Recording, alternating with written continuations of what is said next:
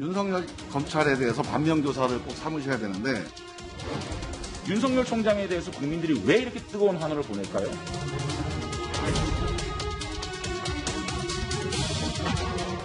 하면 제 얘기 하시는데 눈 그렇게 크게 뜬다고 그렇게 뭐 이렇게 똑똑해 보이지 않아요.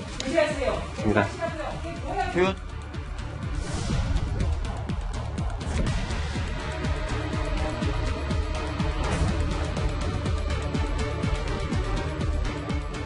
의원들의 고성과 심지어 물리력 행사까지 있었다고 하니 참 개탄스러운 일입니다.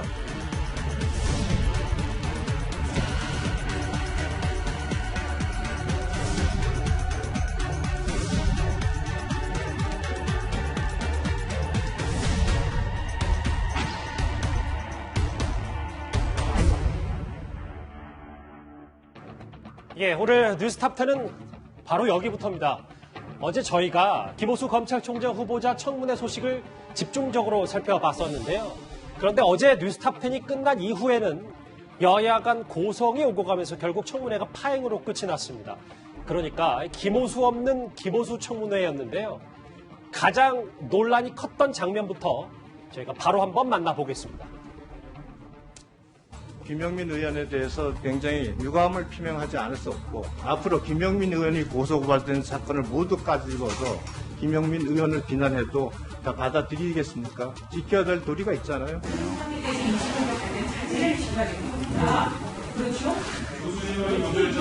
지금 이 논란은요, 국민의힘에서 먼저 시작했습니다. 김학의 사건 얘기하면서 국민의힘에서 저를 얼마나 많이 거론하셨습니까? 제가 고발됐다는 이유로. 그래놓고 저 얘기한 걸 가지고 이렇게 얘기했습니다. 조수진 의원님 툭하면 제 얘기하시는데 발언권 없고 얘기하세요. 눈 그렇게 크게 뜬다고 그렇게 뭐 이렇게 똑똑해 보이지 않아요. 입니다. 표현을 앞으로 좀 정제해서 해주실 필요가 있고요. 네. 예, 김호수 없는 김호수 청문회 결국 파행이었습니다. 이도원 의원님, 네. 어제 분위기를 좀 크게 한번 정리를 좀 해주신다면요. 김호수 검찰총장 후보자 청문회인데 김호수 청문회라기보다는 윤석열 전 검찰총장 청문회가 아닌가? 이런 얘기를 이제 어제 우리가 토론을 했는데 예. 그 이후에 마무리는 법사위원들, 좀 구체적으로 얘기하면 김용민, 유상범, 김남국, 조수진 네 분의 다툼으로 청문회가 유야무야 그냥 끝나버리게 됐습니다. 과연 이 지금 파장이 된 것은 김용민 의원이 유상범 의원이 검사장 출신입니다만 이후에 변호사 시절에 정관예우 논란과 관련된 녹취록을 회의장에서 틀었고 예. 그에 대해서 반발하고 또 조수진 의원, 김남국 의원이 합세해가지고 서로 다툼이 있는 과정에서 정회가 되고 12시간 넘도록 회의가 속개되지 못하는 바람에 자동 산회가 돼버렸는데 만약 유상범 의원 녹취록을 틀면은 분명히 이런 사단이 있을 거를 분명히 알 수 있었을 텐데 그렇게 한 건 또 일부러 그런 것 아닌가 이런 의혹도 있고 반면에 야당도 어제 청문회가 굉장히 중요한 청문회였습니다만 정말 열심히 준비를 해서 청문회에 나온 건지 언론에 나온 보도 정도를 정리해서 의혹을 제기한 건 아닌지 이런 질책을 하지 않을 수가 없고 돌아가신 이건희 삼성전자 회장 정치가 기업이 2류, 정부가 3류, 정치가 4류라고 그랬는데 삼성, 현대 같은 글로벌 기업은 이제 1류로 갔는데 여전히 정부는 3류, 정치는 4류의 행태를 보이는 건 아닌가. 국민들이 보고 싶었던 거는 김호수 검찰총장이 와서 얼마나 검찰을 중립적으로 또 권력으로부터 독립적으로 이끌어갈 것인가. 지금 정권에서 말하는 이른바 검찰개혁에 대해서 어떻게 나갈 건가. 그리고 이에 대해서 이 검찰개혁이 어떤 허구적인 면이 있는지 야당이 굉장히 진지하게 따지길 바랬을 텐데 이런 모든 국민에게 실망만 안겨주는 청문회가 되고 말았습니다. 정미경 의원님, 여기 보면 이 발언, 아까 화면에도 만나봤지만 눈 크게 뜬다고 똑똑해 보이지 않아. 물론 두 사람의 감정이 지금까지 안 좋았던 게 쌓였을 수 있지만 이 발언만 놓고 보면 그냥 부적절했다는 평가들이 좀 있는 것 같아요. 저거는 그냥 인신공격 수준이잖아요. 그다음에 상대방에게 모욕감을 주는 그냥 저는 막말 이상을 그냥 뛰어넘는 얘기라고 보여지는데 좀 전에 우리 옆에서 위원님이 얘기한 거랑 똑같이 사실 대한민국 정치가 지금 사류의 수준을 계속 지금 가지고 있는 것 같아요. 왜냐하면 지금 만약에 우리가 상원, 하원이 있다고 따진다면 예. 법사위원회는 상원이거든요. 모든 다른 여러 가지 위원회 위에 있는 그런 기능을 해주는 굉장히 중요한 사실은 위원회인데요.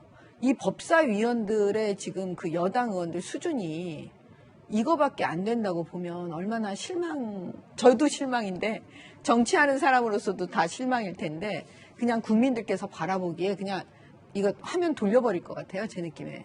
그래서 이 김호수 청문회를 보면서 지금 여당 의원들이 저거 일부러 그런 것 같거든요. 감정을 상하게 해서 그냥 청문회 그냥 안 하는 게 더 유리하다고 본 것 같아요. 어차피 이거 청문회 오늘만 그냥 끝나버리면 그 다음에 대통령이 그냥 임명하면 끝나는 거잖아요. 그리고 과거에 박영선 장관 청문회도요. 그때 당시에 전혀 상관없는 김학의 동영상을 가지고 황교안 대표를 공격했었거든요. 예. 그래서 뜬금없이 황교안 청문회가 돼버렸잖아요. 지금도 마찬가지로 지금 김호수 청문회를 아예 그냥 엎어버리고 인신공격으로 그냥 가버렸기 때문에 이 책임은 저는 일단 여당에게 있다고 봅니다. 설마 여당이 청문회를 그냥 끝내려고 이렇게 했겠습니까? 물론 두 사람의 악감정도 있겠지만 김경진 의원님. 네. 실제로 이 발언의 맥락들을 보면 아까 영상으로도 만나봤지만 야당 입장에서는 원래 법사위원장이 야당 몫인데 여당이 가져가면서 뭔가 법사위가 기울어진 운동장이다. 이렇게 좀 본인들이 판단하는 것 같더라고요. 그렇죠. 전체적으로 의석 규모 자체라든지 분포 자체가 그렇게 돼 있으니까요. 그래서 선거에서 이겨야 되는 거고, 그래서 국민들의 선택을 받아야 되는 거고요. 근데 이제 전체적으로 이번 청문회 가지고 보면 일단 야당 측이 주장하는 증인이나 참고인 채택이 거의 99% 안 됐지 않습니까, 보면. 네. 참고인이나 증인 안 부를 거면 청문회 왜 합니까? 국회라고 하는 회의를 왜 엽니까? 그래서 그것부터가 잘못이 됐고, 그다음에 두 번째는 굳이 김용민 의원이 저 유상균 의원, 이 야당 의원의 사례를 동영상으로 틀 것인가 하는 생각은 드는데, 근데 다만 이제 저는 저 생각도 들어요. 그렇다고 해서 그러면 김용민 의원이 제기했던 문제 자체가 틀린 것인가? 아하. 이게 정관예우 사실 이런 문제가 있다. 사실 유상봉 의원을 도발했다고 하는 측면에서는 회의 파행의 요소가 숨어 있는 건 사실이지만 예. 받아들이고 그래서 그러면 검찰총장 당신에게 정관예우에 관련된 문제 어떻게 해결할 거냐 이렇게 물어볼 수도 있고 특히 또 김호수 후보자 같은 경우도 정관예우에 관한 어떤 질문이나 hir난을 받고 있었던 거 아니겠습니까? 근데 야당도 보면 너무 그냥 거기에 말려 들어간 것 같아요, 보면. 그래서 약간의 아쉬움은 있고 그다음에 김용민 의원 같은 경우는 눈 크게 뜨고 이런 부분은 좀 말씀이 좀 이게 과하다는 생각이 좀 들어요, 보면. 예. 각 당 다 좀 여유가 하나도 없었습니다. 이렇게 여야가 격화된 감정 싸움에 민주당의 김남국 의원도 가세를 했습니다. 이석채 KT 회장의 공소장을 보니까 네, 해당 영상은 2019년 7월 23일 날 박범계 당시 의원이 KBS 방송에 나와서 한 이야기입니다. 보셨죠? 공소장을 보니까. 마치 이제 박범계 장관이 다른 어떤 특별한 경로를 통해 가지고 최초로 공개하는 것처럼 이렇게 오해하실 수 있는 국민들이 있을 수 있기 때문에 존경하는 조수진 의원님 잘 모르는 거라고 제가 생각하고 질문한 게 아니고요. 오해할 수 있는 지점이 있기 때문에 바로잡는 거고요. 좀 조용히 좀 해주십시오. 왜 다른 상대당 의원을 그렇게 자꾸 엉뚱한 방향으로 몰고 가려고 합니까? 누가 오해를 합니까? 아무도 오해하지 않아요. 김남국 의원만 지금 그렇게 몰아가고 싶은 거예요. 그렇게 하면 안 돼요, 의원 생활을. 아시겠습니까? 난 진짜 김남국 의원을 걱정해서 하는 이야기예요. 김관욱 교수님. 네. 글쎄요, 영상들을 쭉 저희가 만나봤는데 야당은 조수진 의원의 여당은 사과를 요구했고 야당은 김용민, 김남국 의원의 사과 없이는 복귀를 못한다. 실제로 화면에는 찍히지 않았지만 몸싸움 직전까지 갔다는 얘기까지 들려왔거든요. 그렇죠. 지금 우리의 국회가 사실상 몸싸움을 했던 전통이 굉장히 오래됐어요. 그래서 그걸 좀 없애자 그래가지고 선진화법도 만들고 이랬는데도 아직도 법이 더 필요하다는 생각을 갖게 하는 굉장히 지금 저 화면을 보면서 국민들이 어떻게 생각할까? 이게 정치 발전이라는 것은 영원히 요원한 건가? 이런 생각을 안 하게 할 수밖에 없는 그런 장면들이고 지금 저는 이런 단어들이라는 것이 우리도 보통 사람들하고도 잘 쓰지 않는 용어들을 같이 국회의원으로서 동료의 어떤 국회의원에게 직접적으로 겨냥을 하면서 하는 이 장면, 불신의 끝인 거죠. 거기다가 냉정함이라는 것은 요만큼도 찾아볼 수 없는 감정을 그대로 여과 없이 이 내보이는 장면들이 우리들을 대표하는 이 대민주주의 어떤 우리 대표인가. 굉장히 의심 안 할 수 없는 이 장면들이 굉장히 좀 안타깝고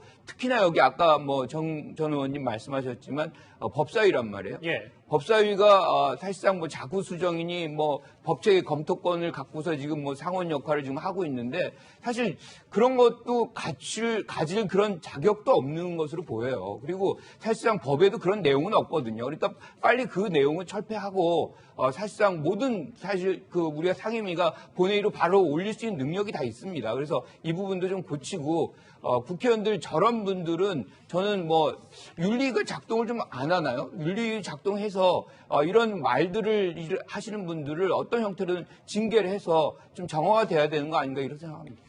양당 법사위원들은 어제 이 파행을 두고 오늘까지도 말다툼을 이어갔습니다. 조수진 의원의 목소리 다시 들어보겠습니다. 집에 오니까 한 2시 정도 됐거든요. 김용민 의원과 이렇게 따잡아서 비판받는 건 저로서는 굉장히 좀 억울한 것 같아요. 난데없이 저한테는 눈 크게 뜬다고 똑똑해 보이지 않는다. 면책특권 뒤에서 숨어서 그런 명예훼손성 발언들을 하는데 아니 그러면 우리는 그거를 참고 있어야 되나요? 사과를 요구하는 게 정상이죠. 박주민 의원이 11시 51분쯤 여러 번 찾아왔었는데 김용민 의원에게 사과를 하도록 할 테니 청문 보고서를 채택해달라. 이런 겁니다. 난데없이. 그런데 그 두 가지가 어떻게 연결이 되겠어요? 지금까지 여기 계신 네 분은 여야 싸잡아서 비판을 좀 하신 것 같은데 김경진 의원님. 저희는 그럼에도 누가 좀 더 잘못했는지 한번 보겠습니다. 조수진 의원은 이게 지금 야당 의원들을 비난의 장으로 만들어서 애초부터 파행시키겠다는 정략과 의도가 있었다. 김호수 청문회를 파행으로 하겠다는. 박주민 의원은 다툼이 있었던 건 예전에도 많이 있었는데 자주 있었던 일 같고 청문회 자체에 아예 안 들어와서 버린 건 안 들어버린 건 처음 봤다. 김경진 의원님은 누구 말이 좀 더 맞다고 보세요? 글쎄요, 전 뭐 별 의미 없다고 봅니다. 그러니까 사실은 이제 유상범 의원 영상을 틀 때 그런 요소가 있긴 있었죠. 근데 그렇다고 해서 야당이 그러면 우리가 볼 때 시원한 한방이 있었냐? 또는 현장에서 국민들이나 기자들이 보기에 이 청문회에 대해서 야당이 정말 제대로 임했다라는 느낌이 드냐? 사실은 그런 느낌이 안 들었어요. 김호수 후보자 본인의 결정타가 있었는지 없었는지. 예, 그런 문제도 있고 가령 서민 교수 나왔지 않습니까?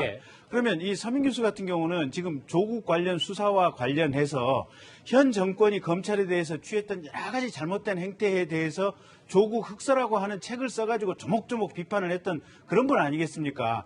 그러면 서민 교수 입을 통해서라도 사실은 야당에서 현 정권이 검찰 개혁이라는 미명하에 여러 가지 이 잘못된 행태를 보인 것에 대해서 적나라하게 이게 국민들에게 이게 설명을 하고 설득을 할 수 있는 기회도 있었는데 그런 걸 안 하더란 말이에요. 제가 보기에는. 그래서 이 야당 분들도 사실은 이 청문회에 대해서 별로 그렇게 준비를 많이 안 해왔구나. 저는 그런 느낌을 받았습니다. 그래서 어쨌든 저 말씀 김용민 의원 그 어떤 말씀이라든지 이런 부분에 대해서는 제가 봐도 좀 이렇게 가슴에 턱턱 걸리는 부분이 있는데 그렇다고 해서 거기에 넘어가서 그냥 좀 더 제대로 청문을 공격할 수 있는 포인트가 있었는데 시간 까먹어버린 야당도 별로 그렇게 유능해 보이진 않았습니다.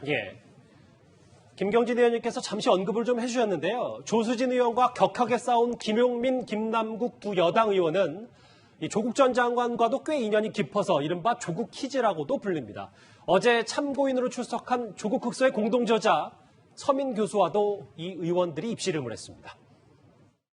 여기서 왜 조국 사건 얘기를 다시 꺼내시는지 잘 모르겠는데 수사가 잘못되었다고 생각 안 하시나요? 전혀 그런 생각하지 않고 조국 흑서를 같이 다른 필기와 제작을 하셨는데 무슨 분들과 확인하셨나요? 저희는 이제 비즈니스 관계입니다. 가족이 아니라 저희 국어 흑서를 쓰고 인쇄를 나눠갖고 행복하게 헤어졌고요.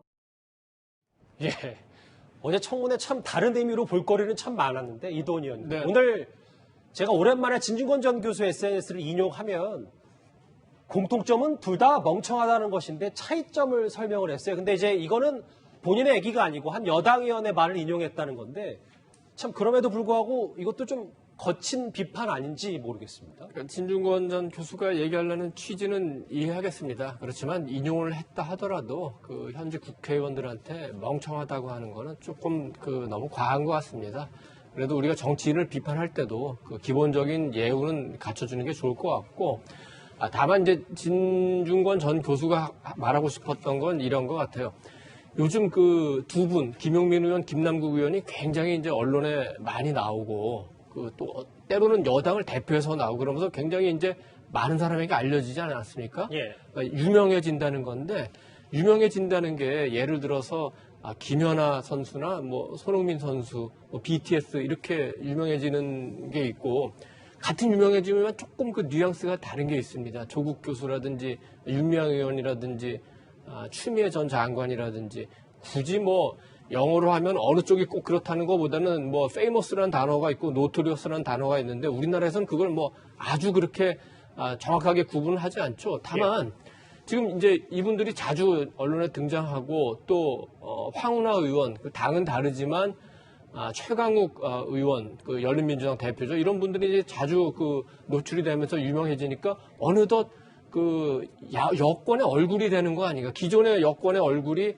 조국, 추미애, 윤미향이었다면 지금은 이제 김남국, 김용민, 황운하, 최강욱 이런 분들이 여권의 얼굴이 되어가는 것 같은데 과연 우리 민주당 지지자분들은 거기에 만족하는지 또 우리 국민은 거기에 만족하는 건지 지금 어쨌든 야당에서는 조금씩 얼굴을 바꿔가면서 새로운 인물을 세워보겠다고 지금 전당대회도 하고 세대교체 바람도 불고 그래서 국민의 관심도 얻고 있습니다만 지금 김남국, 김용민을 앞세운 여당은 어떤 변화에 위한 노력을 하는지 이런 거를 아마 국민 여러분들이 자세하게 한번 지켜볼 것 같습니다. 예. 친조국 의원들의 면면이 지금 화두가 되면서요. 저희가 이 얘기도 잠깐 하고 이번 주제 마무리를 하겠습니다. 정 의원님, 조금 전에 조국 전 장관이 본인 SNS에 본인이 책 낸다고 글을 올렸더라고요. 저거입니다. 안녕하십니까, 조국입니다. 오랜 성찰과 자숙의 시간을 보내면서 조심스럽게 책을 준비했습니다. 본인이 아직 알려지지 않은 이야기에 대해서 본인의 책을 썼다 이렇게 밝혔어요. 본인의 얘기를 가감없이 남연했다. 이게 들고도 앞으로 좀 갑론을박이 있을 것 같습니다. 제가 볼 때는 조국 전 교수는 계속 앞으로도 정치를 하실 마음이 있으신 것 같아요. 그래서 지금 조국 자서전 할 때 지금 언론에 나와 있는 거 보니까 제목이 조국 자서전 조국의 시간을 낸다. 가족 피해 펜 찍어 써내려가 이렇게 되어 있더라고요. 가족 피해 펜을 찍어서 써내려갔다. 그러니까 그 고통과 아픔이 있었다. 아픔으로 썼다. 뭐 이렇게 표현을 하려고 했던 것 같은데 지금 제가 볼 때는 국민들께서 과연 그걸 지금 말씀하신 있는 그대로 받아들이실 것인지 저는 그건 좀 뭐라 그럴까 좀 약간 그러니까 이걸 그러니까 쓴 사람의 의도와 그것을 이제 받아주시는 많은 국민들의 이제 이 생각이 조금 다르기 때문에 그냥 저는 이걸 보고 이 정치, 그러니까 아직도 조국 키즈라고 불려지는 국회의원님들도 민주당 의원들도 많이 계시고 그다음에 조국 이제 지지하시는 많은 분들이 또 계시잖아요. 그러니까 그분들을 향한 메시지이지 어떻게 보면 국민들을 향한 메시지는 아닌 것 같다는 생각이 들고 아까 제가 좀 전에 잠깐 좀 말씀을 드릴게요. 어떤 부분입니까? 진중권 교수. 여기서 핵심이 이거 같아요. 뭐냐면 사실은 김오수 지금 총장 청문회잖아요. 그러면 진중권 교수가 올릴 이유가 없어요. 입에 올릴 이유가 없어요. 근데 뜬금없이 갑자기 김남국 의원이 서민 증인으로 나온 교수 약간 좀 건든다? 약 올린다? 약간 이런 걸로 진중권 교수랑 화해하셨습니까? 이렇게 뜬금없이 물어본 거예요. 그러다 보니까 제가 그걸 보고 있던 진중권 교수가 관전평으로 들어와서 조국 이거 키즈라고 불리는 이 두 의원에 대해서 지금 이렇게 평가를 한 게 아닌가. 그러니까 자초했다. 이거는 김남국 의원과 김용민 의원이 스스로 자초한 것 같습니다.